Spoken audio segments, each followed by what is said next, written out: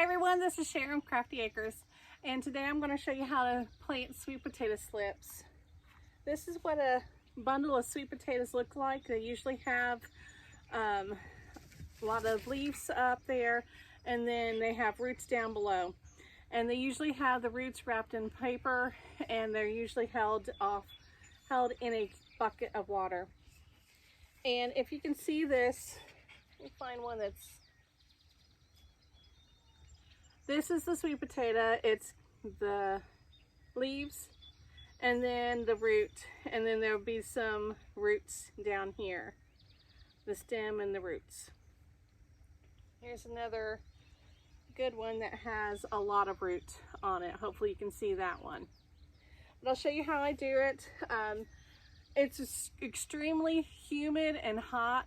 The sun is really bright, so this is in the evening. We're filming this in the evening, and we decided to try to do something different. We hilled our row up as high as we could, and then we decided to take the hoe and make a trench right down the hill. Then we watered it in really good. I'm going to add some slow release fertilizer to the hill. Adding the water in the trench is what is different. It seemed to do a better job yesterday with the high humidity and the high sun and temperature that we're having, the bright sun and the temperatures. We're in the 90s with really high humidity, and you want to keep these as wet as you possibly can. So we thought if you put the soil in the, let me get my other glove. It's right here. If you put the water in the trench, that it would help out. And the ones I did last night seem to be doing a lot better. So all I do is I push the root in, the root down into the soil, that wet soil, and I keep them about 8 to 12 inches apart, so a little bit further over, and then I just push all that soil up around them back into the hill, and I just keep going. I'll do one more, and then I'll bring you for a closer look.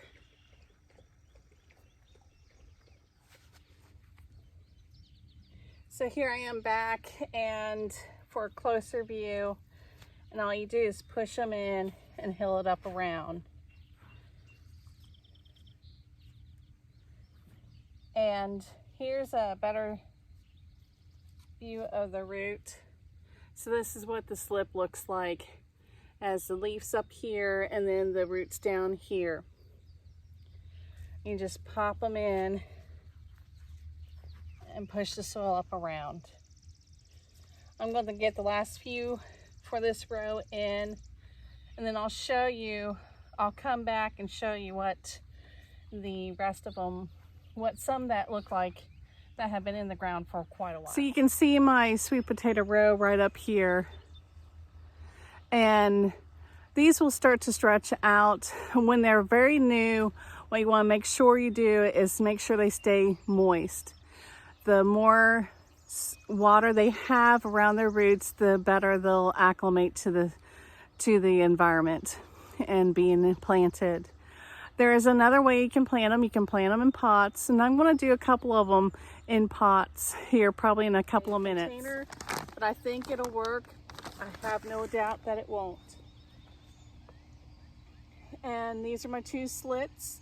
I'm just putting 2 in because I kind of figured doing it the same way that I did out in the garden, and I'm going to hill it up a foot apart. So I would think this would be 2 in here would be just enough, and kind of hill it up. Not sure if you need to really hill it when you have it in a container like this, but I do it like that out in the garden, so we're just kind of keeping everything the same. And then I had some water. I guess I forgot to bring it down here. So here's some water. to water them in. I'll get more later on. There's one other container I want to plant up. Let me move you back just a tiny bit so you can see.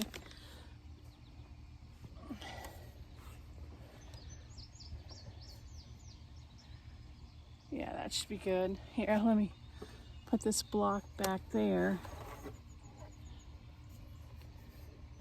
Nope, that wasn't good.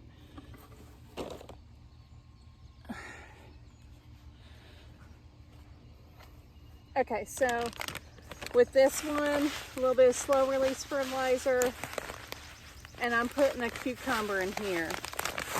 Now these have, this is just a regular pot that big trees come in. Landscapers have that big trees come in. And so I'm just gonna I'll put my cage in first.